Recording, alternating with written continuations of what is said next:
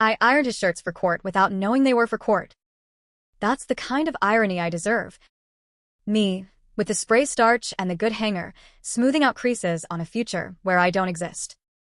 He stood in the doorway while I ran the iron along a cuff and said, "Thanks," in that quiet voice he started using after I confessed. I thought we were practicing gentleness, the way a therapist tells you to use inside voices. I didn't know he was practicing silence because he had nothing left to say. If you want the beginning, it wasn't dramatic, it was small and stupid and started at work, because so many mistakes do. I'm a project coordinator at a medical device company, which is a fancy way of saying I heard other people's deadlines. In June, the regulatory team moved onto our floor while their wing was renovated, and with them came Theo. Tall, precise, unfairly good at remembering snack orders, the type who underlines meeting dates in a paper planner like an old soul in a modern office. He wasn't my boss, he wasn't in my chain of command. HR would later care about that distinction. I was married to Daniel for 9 years by then, with a 4-year-old daughter named Lily, who talks like a small lawyer and sleeps with a stuffed rabbit that's been washed so many times it feels like velvet. The first rule break was lunches with too much eye contact. The second was jokes that only made sense if you were pretending you were 22 and nobody would get hurt. The third was the afternoon we stayed late for a last-minute submission and ordered Thai and ate it in a conference room with the lights off because someone had already shut them, and it felt like permission. He asked about my ring. I told him the story. How Daniel proposed in the parking lot of the Indie Theater, where we had our first date, because the restaurant lost our reservation and the movie was sold out and we were both wet from the rain, and he said, "I don't care if this is perfect. I care if it's true." I said it like a joke, because saying it like a vow would have made me choke. Theo said, "That's sweet," in a tone that made sweet sound like a word old people use. We didn't touch that night. I texted Daniel I'd be late, added a smiley I never use, and drove home with all my windows down like maybe the air could sandblast the part of me that wanted to keep going. 2 weeks later, I kissed Theo in the stairwell because the elevator was too slow, and restraint is a muscle that atrophies if you stop using it. The affair lasted 6 weeks. 6. I can number them on my fingers like a child. Tuesdays at his apartment with the tragic succulents and the laundry machine that shook the whole room. Fridays when we both claimed gym time and instead lay on a couch that smelled like last tenant's candles. I broke my marriage for 6 weeks of attention like a thirsty plant leaning toward the wrong window. I confess the night our cat knocked my phone off the couch and a message from Theo lit the screen. I grabbed the phone too fast. Daniel saw my hand go feral and said, "Is something wrong?" And my mouth, tired of being my accomplice, said, "Yes." I told him everything badly. Out of order, half bravado, half apology, like a drunk driver who thinks honesty is a seatbelt after the crash. He went very still. The stillness scared me more than shouting would have. He asked 2 questions. "Is it over?" "Yes." "Do I know him?" "Not really." He nodded and went to the guest room with a pillow and the blanket that always smells like our dryer sheets. I followed, sobbing, babbling about couples therapy and no contact, and how I'd do anything. He said, "I believe you'll do anything now," which was both mercy and indictment. He slept with the door closed. The next morning, I sent Theo a message that said, "This was a wrong story. Do not contact me again." He sent back, "Understood," because he is a person who would rather be a gentleman than a villain in his own head. I told HR I needed to disclose a workplace relationship that had ended. I cried in front of a woman named Kendra who has a bob and a collection of calm cardigan sets. She said, "Because he wasn't your supervisor and it's over, our policy is a formal note and a move to separate project assignments." I asked if I was getting fired. She said no, not unless it affected performance, and then looked at me in that way that says, "I'll be watching." If this sounds clinical, it was.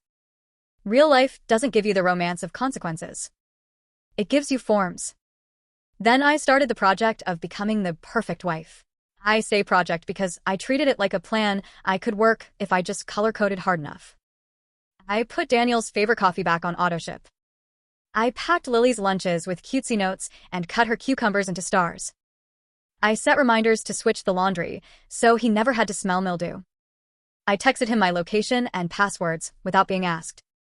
I drafted a no-contact letter and showed him before I sent it. I deleted apps. I moved my phone charger to the kitchen so nothing for me would glow in the bedroom after dark.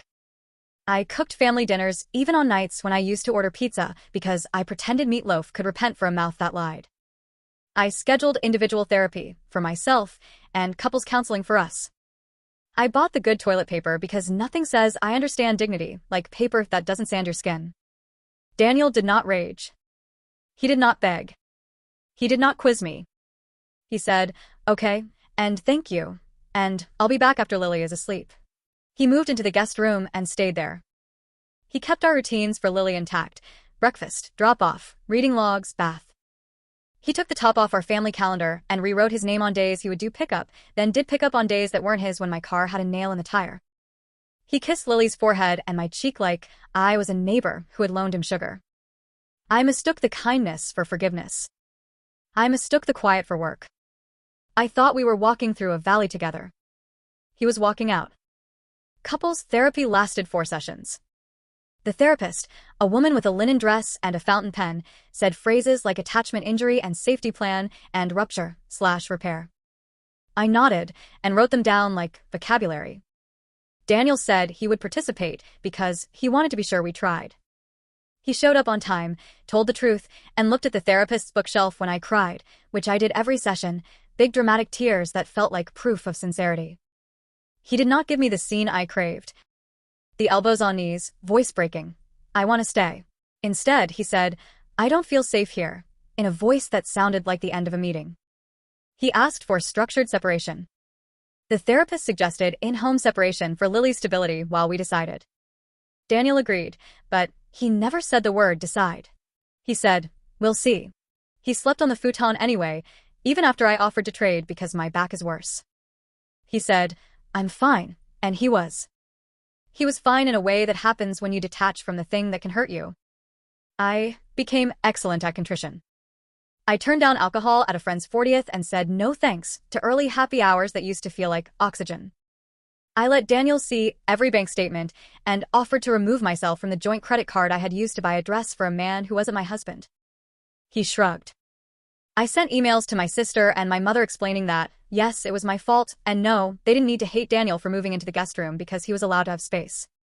I asked my friend Andrea, who is allergic to platitudes, to hold me accountable when I made the story about my pain. She said, "Copy that," and every time I texted, "I'm drowning," she answered, "You're breathing. Keep going." 3 weeks in, I found a manila folder in the hall closet behind our passports. It had our names written on the tab in Daniel's steady block letters. Inside, copies of tax returns, a list of accounts, the title to the car, Lily's birth certificate, a spreadsheet labeled budget. 2 households. I sat on the floor and read it until my legs went numb. The math was precise and generous. He had allocated money to new bedding for both homes, extra towels because cheap towels make transitions feel worse, and a small budget line called Duplicate Bunny because Lily's stuffed rabbit could not live 2 lives. I put everything back carefully and told myself he was just being practical in case. I started hiding evidence of my snooping like we were in a spy movie. In real marriages, the thriller happens in a pantry next to spare light bulbs. The day I served him breakfast in bed, like a ritual. Eggs the way he likes, yolks runny, sriracha smile on the plate. He looked up and said, "You don't have to." I said, "I want to." He said, "But you didn't then." It wasn't sarcasm. It was astronomy. In his universe, the stars had shifted. You can love a new sky and still miss the old one. He ate the eggs because he is not cruel. He put the plate in the dishwasher and ran it because he is thorough. He went for a run and came back smelling like the free fall of a treadmill. I folded his shirts while he showered and put them on his side of the closet, which had begun to look like a curated capsule wardrobe.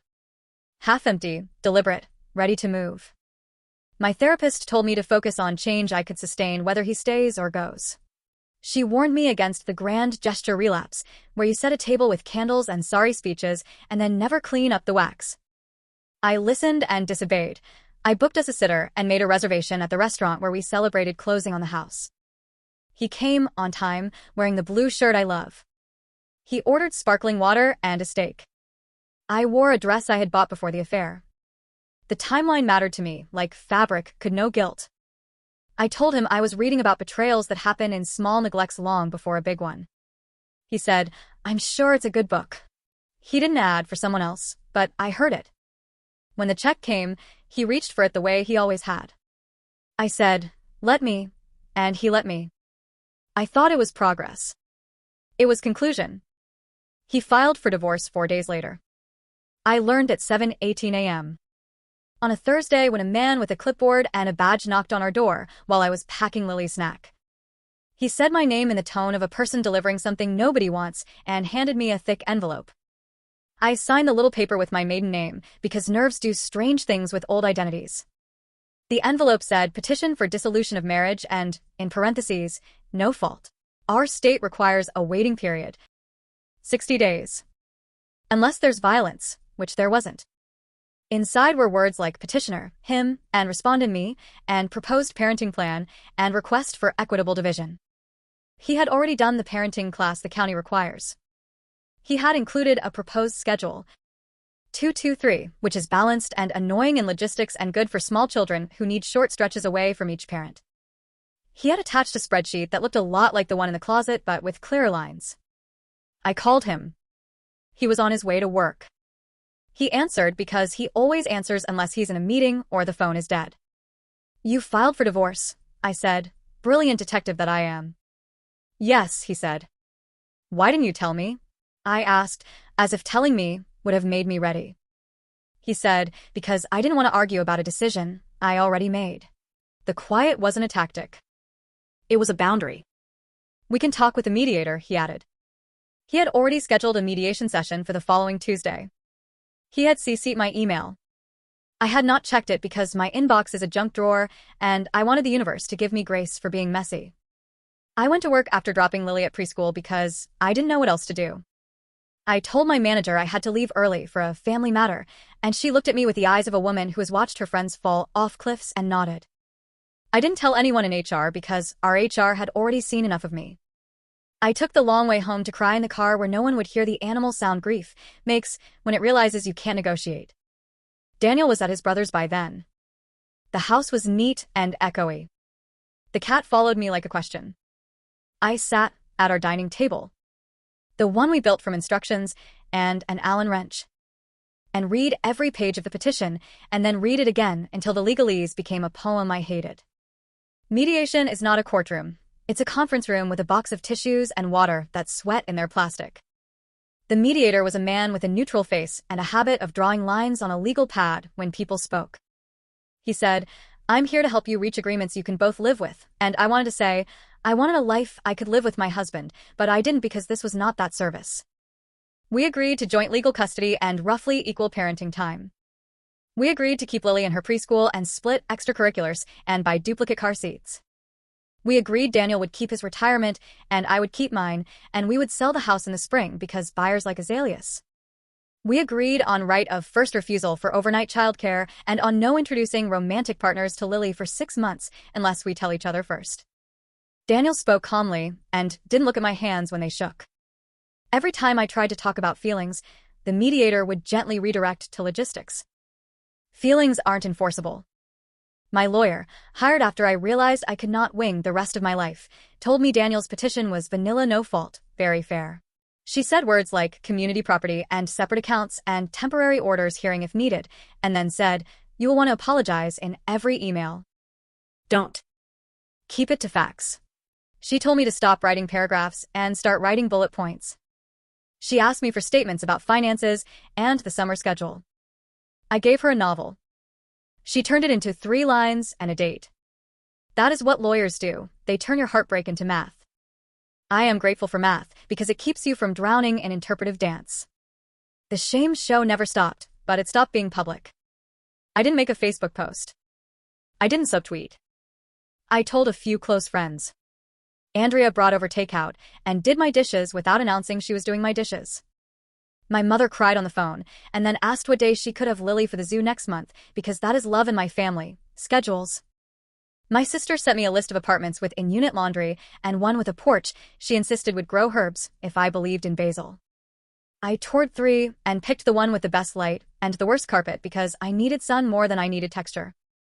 Daniel helped me measure Lily's bed. He didn't stay for coffee.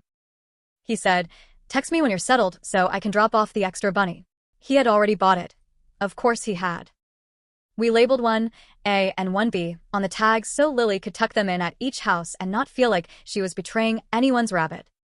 Lily adjusted like small humans do when the adults around them do not turn the air into knives. She asked if Daddy and Mommy were mad.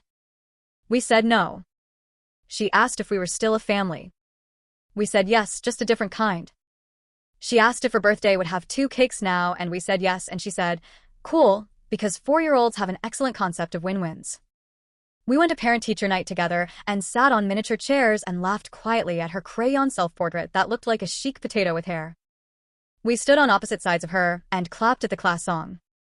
No one around us knew we were a petition and a waiting period. The teacher said, she's doing great, and I Googled how much therapy costs for a child because great does not mean immune. The divorce was final 61 days after service because the judge had a scheduling conflict on day 60. We stood in a courtroom the size of a high school stage. The judge asked if the marriage was irretrievably broken. He asked if there was any hope for reconciliation. Daniel said, no, Your Honor, and I said, no, Your Honor, because it would be cruelty to say maybe and force a man to stay in a room with paperwork that says he can go. The judge signed papers that made it true on paper. The clerk smiled kindly, like people do when they hand you a record of your own failure. Daniel shook the lawyer's hand. I cried in the bathroom stall into a wad of cheap tissue and then looked at my face and practiced not crying before I went back out because I refused to be the woman everyone pities in the hallway. I am other kinds of women. I am also this one. If you want to say he blindsided me, you're missing the point. He told me in every quiet, decent act that he was done. I just didn't listen because I was busy arranging cutlery and sincerity into shapes that looked like home. He won by refusing to audition for the role of man who forgives because an audience clapped. He didn't humiliate me. He didn't parade my mistakes. He didn't turn our daughter into a message. He filed calmly and built a life 2 miles away with a couch I helped carry and a table I did not. He learned to cook 2 things Lily likes that I don't make as well: quesadillas and roasted carrots. Because love can be practical and delicious. He kept the cat on his nights, and I kept her on mine because cats do not care about legal documents. He stopped wearing his ring and started wearing a watch that tells him when to stand. He is standing. I am learning boring bravery. I text precise things. I'll be at pickup at 3:10. She needs her pink jacket. I don't tell him when a song makes me think of us. I don't send photos of myself crying at 11:43 p.m. I sent him a picture of Lily in her Halloween costume because I would have even if we had never been married. He sent back a picture of them carving pumpkins and a note that said, she wants you to see the scary mouth. He doesn't use emojis now. He doesn't owe me any. Work went back to normal in the way offices do, which is that people forget because they have their own scaffolding to maintain. Theo transferred to the other campus. Kendra from HR said, I think it's best. He sends 0 messages. I send none. Sometimes I see his name in an email chain about labeling, and the old itch tries on a new outfit. Curiosity disguised as closure. I delete it. My therapist would be proud. Or she would say, you don't need me to be proud. You need you to choose, which is infuriating and correct. On my first night in the apartment, Lily asleep, I tried to make meatloaf and burned it because my oven runs hot and I am used to the one we picked out together. I ate cereal standing up. I put my ring in a dish on the dresser and then moved it to a box because dishes are for things you plan to use. I lay in bed and let the silence be what it was. Not punishment, not reward, just the sound a life makes when it's only yours. If you are here for legal realism, here. You can file for divorce without your spouse's permission in my state. You cite irreconcilable differences and the court gives you a waiting period to cool off or organize. You get served by a process server, not a friend. You take a co-parenting class before orders are final. You write a parenting plan detailed enough that no one has to argue about pickup at parking lot C versus parking lot A. You split assets within whatever regime your state recognizes. Equitable is not always equal, but here it was both. You don't need to prove fault unless you want to fight dirtier than either of us did. Daniel didn't want scorched earth. He wanted a garden he could water without looking over a fence at me. I would love to give you a moral that makes me noble, but I don't get that. I get a voucher for hard work that no one sees. I get to be the woman who did a cruel, selfish thing and then did not get forgiven because forgiveness was not in the other person's budget. I get to be exactly as accountable as I say I want to be when I post inspirational quotes, except with actual choices instead of fonts. I am learning to be the parent who shows up with the soccer snack on my Saturday and cheers for our kid on his. I am learning to say I'm sorry with actions like paperwork submitted on time and pickups not missed and no more secrets, not romantic gestures or ironed cuffs. He filed behind my back only in the way a surgeon moves behind your head during the procedure. Quietly, professionally, with a goal to stop the bleeding.